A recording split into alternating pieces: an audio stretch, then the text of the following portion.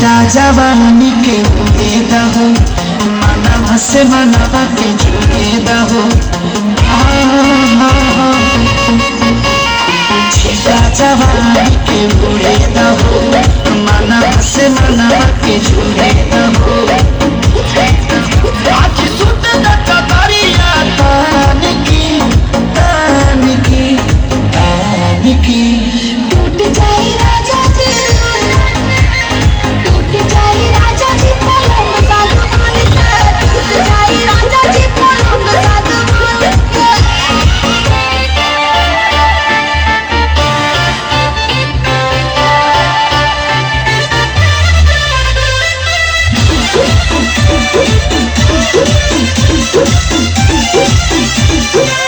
लगे मिजाज आज सही नहीं है, महलू मठाई तो दही नहीं है।